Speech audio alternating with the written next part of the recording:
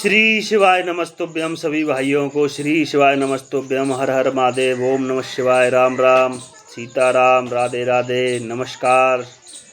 Good morning everyone. देखिए भाई, आज अलंकारों में एक और टॉपिक लेकर हम आपके लिए आए हैं। बड़े ध्यान से सुनेंगे। अलंकारों में अगला टॉपिक है श्लेष अलंकार। इससे पहले हमने जो अलंकार डाला था उसमें अनुप्रास अलंकार के बारे में बताया था। आज श्लेष अलंकार के बारे में हम आपको बताएंगे। बड़े ध्यान से सुनेंगे सभी बंदे। श्लेष अलंकार क्या होता है? तो देखिए, श्लेष अलंकार की परिभाषा है, उसकी पहचान क्या होती है। बड़े ध्यान से सुनेंगे सभी।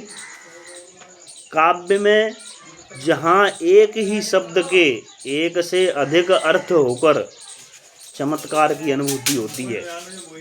काव्य में जहाँ एक ही शब्द के एक से अधिक अर्थ प्रकट होकर चमत्कार की अनुभूति होती है, चमत्कार दर्शाते हैं, तो वहाँ हमारा श्लेष अलंकार होता है।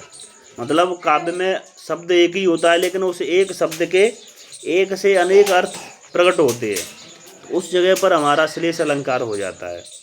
शब्द एक, अर्थ एक से ज़्यादा, अनेक, 2, 3, 4 अर्थ निकल सकते हैं उस शब्द के, तो वो हमारा श्लेष अलंकार होता है। इसे पहचानना बहुत ही आसान होता है। जब उसका हम अर्थ करते हैं तो अपने आप क्लियर हो जाता है कि एक शब्द के अनेक अर्थ निकल रहे हैं। एक शब्द होता है, उसके 2 शब्दों के साथ अलग अलग अर्थ निकलते हैं। किसी के साथ कुछ अर्थ निकलता है, किसी के साथ कुछ अर्थ निकलता है, तो ऐसे वो शब्द होते हैं, वो उसमें श्लेष अलंकार होता है हमारे में। देखिए, उदाहरण के लिए हम आपको बता रहे हैं एक उदाहरण।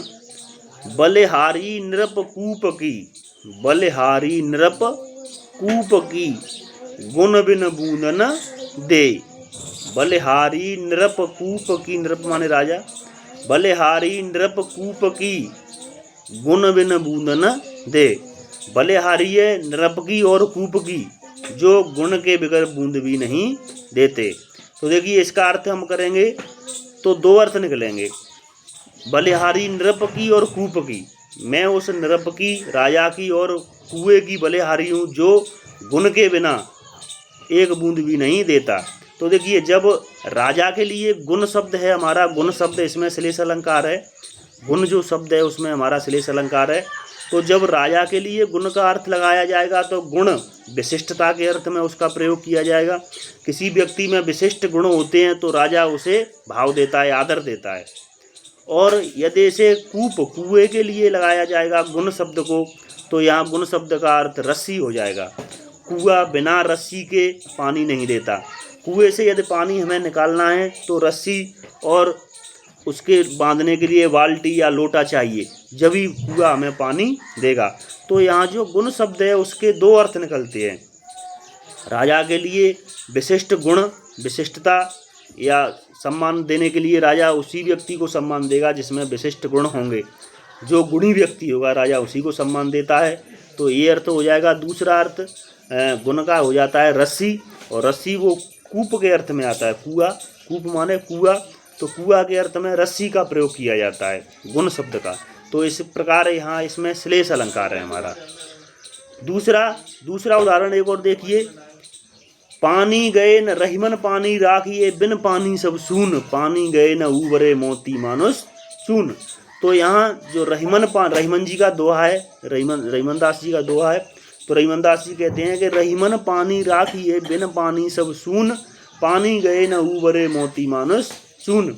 तो रहीमदास जी कहते हैं कि पानी रखिए, पानी के बिना सब कुछ सूना सूना लगता है। पानी गए न उबरे, यदि पानी चला जाए तो उसके बिना इनकी क्या दशा होती है, उसका अर्थ बताया है। पानी गए न उबरे मोती मानुष चून। मोती, मानुष और चून, इन तीनों के लिए पानी का अलग अलग अर्थ बताया है यहाँ। तो पानी जो शब्द है हमारा उसमें श्लेष अलंकार हो जाएगा। तो देखिए, पानी का अर्थ मोती और मनुष्य और चून तीनों के लिए अलग अलग बताया है। यदि मोती का पानी उतर जाए तो मोती का पानी होता है मोती की चमक। जो मोती की चमक होती है यहाँ उसके अर्थ में पानी का प्रयोग है कि यदि मोती की चमक उतर जाए तो वह मोती फीका पड़ जाता है। तो उससे ये कहते हैं कि मोती का पानी नहीं रहा, मोती का पानी उतर गया। तो यहाँ पानी का अर्थ मोती के लिए चमक के रूप में है। और इसी को अगर मनुष्य के अर्थ में देखेंगे पानी को, तो ये मनुष्य की प्रतिष्ठा इज्जत का सवाल होता है। पानी, अरे तेरी तो आंखों में पानी नहीं है, तो ये क्या होता है, मनुष्य के अर्थ में आता है, उसकी प्रतिष्ठा, मान मर्यादा और इज्जत। ये पानी का अर्थ मनुष्य के अर्थ में यहाँ जब लिया जाता है तो ये होता है। इसके अलावा देखिए, चून के लिए पानी का यदि अर्थ करेंगे तो चून के लिए पानी की आवश्यकता होती है, जिसे हम जल, वाटर कहते हैं, क्योंकि वाटर डालेंगे जब ही चून को भिगोया जाएगा और उससे रोटियां बना सकते हैं, हम सेक सकते हैं। तो यहाँ तीनों शब्दों में पानी का अर्थ अलग अलग होता है। इस प्रकार यहाँ पानी जो शब्द है उसमें श्लेष अलंकार होता है, पानी शब्द में श्लेष अलंकार होता है। तो ये रहा हमारा श्लेष अलंकार। बड़े ध्यान से सभी बच्चे इसे समझेंगे, और इसका मैं एक वीडियो भी डाल देता हूँ इस श्लेष अलंकार का, इसे आप देख सकते हैं। देखिए, जो श्लेष अलंकार है उसका मैं वीडियो दिखा रहा हूँ आपको।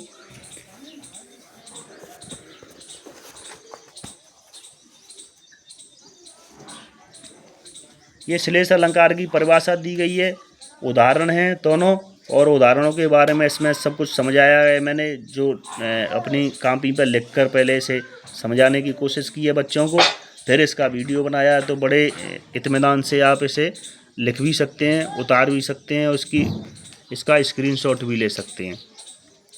और ऐसे ही अनेक वीडियो को देखने के लिए, पढ़ाई के वीडियो को देखने के लिए चैनल को सब्सक्राइब कीजिए और फॉलो कीजिए, शेयर कीजिए, कमेंट कीजिए। और जो बंदे हमारे चैनल पर नए हैं वो प्लीज़ चैनल को सब्सक्राइब भी ज़रूर करें। Thank you so much. जय हिंद, जय भारत। श्री शिवाय नमस्तुभ्यम, श्री शिवाय नमस्तुभ्यम।